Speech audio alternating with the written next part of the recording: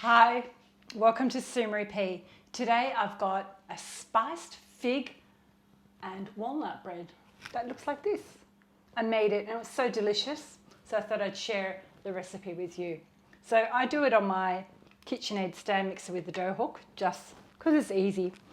And in here I'm using spelt whole grain flour, so 400 grams. And there'll be a link down below to the recipe which will have both USA measurements and cup measurements. And in here I've got 100 grams of white spelt and 10 grams of salt.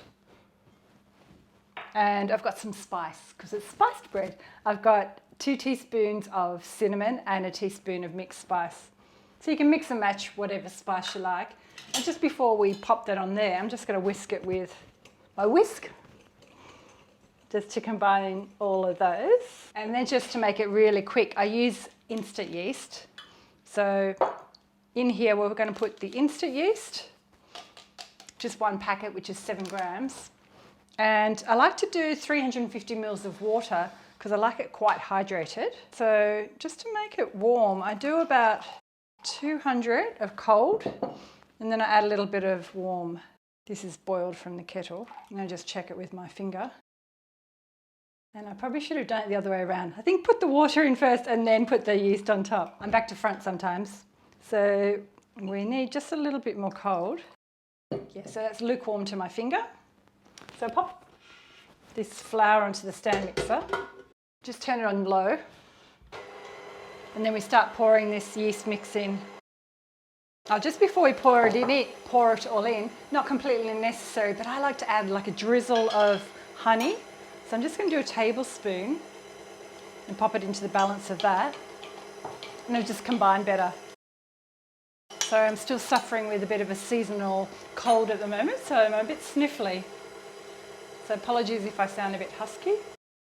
And we need that for about 8 to 10 minutes on the stand mixer because we want it nice and stretchy and elasticy. But I'll need to add just one more little touch, a drizzle of olive oil. So it's about a tablespoon and I just drizzle it in. Just gives it a little bit more hydration. I'll leave that there because I'll use that later. And I'm doing it in my long loaf tin, and I'm just going to grease that and put some paper in there. I'll just bump that up a little bit. So it's coming away from the bowl now, but I'm going to knead it for a little bit longer just to ensure that it's all really stretchy. And this bowl here has a lid to it, so when it's ready I'll just add the lid. But in the meantime, let's prepare our tin. So what I'll do is I'm going to grab a bit of this olive oil and just grease the base of it, sides. Just to ensure it comes out, I'm going to add a little bit of paper as well. The other thing you need to prep is your walnuts and figs. So before we started filming, I've got 100 grams, it's about 1 cup of walnuts, and I've just lightly toasted those for about 5 minutes in my oven at about 180. And I've got 120 grams of whole figs, so we need to chop them up. Okay, I'll start chopping these up. So there'll be a stem on your figs, so you just chop the end of that off. And then just chop these into small pieces. There's our timer. So I just put a little bit of olive oil on my hands. Just stops it sticking to my hands. Grab the dough off the hook. You can either dust your bowl with flour, but I'm going to put a little bit of extra olive oil because I like how the olive oil helps with the hydration, especially because we're using whole grain flour. Then just pop that back in. And I'm not adding the fruit and nuts now. I'm going to let it rise for an hour or until it's doubled in size, and then we'll pop back and knead the fruit and nuts in. So let's sit that there. I'll pop a timer on. My timer for an hour is on, so let me just wash my hands. So a little tip when you're bread making, it's always good to have some warm water in your sink, so then you can just wash your hands quickly. Okay, so we've got our figs here, so let's just continue chopping those. And if you don't have enough figs on hand, you can also put dates in. And if you're new here today, consider subscribing. All you need is have a Google account and hit the bell, and then you get notified when I've got a new video. I do roughly about 3 videos a week. And if you're liking this video, hit the thumbs up. Figs are chopped, so now I'm going to chop my walnuts. And this bread is delicious toasted with mature cheese, or you can just have it toasted with butter for breakfast. There's something quite gourmet about figs and walnuts in a bread. Tastes like it's from the bakery, but you make it at home. And adding in roasted nuts instead of just raw nuts, the roasting enhances the flavour of the nuts. Okay, they're nice and chopped. So I'll just set these in here. And they'll be ready to knead into our bread. So our timer's gone off and it's been about an hour. So I'm just going to bring this dough out because it's doubled in size. And I'm adding some flour just to this breadboard. So check that out. It's quite big now. So let's pop this on here. And we need to add in the walnuts and figs. So I just stretch my dough out and I add in the walnuts. Doesn't matter which way you do it. This is just my way. And then the figs, and just try and separate the fig pieces if you can. We want to knead this to incorporate the fruit. So I just kind of start folding it. And keep doing that until I feel like it's right through the bread in kind of a consistent way. Just knocking out some of the air.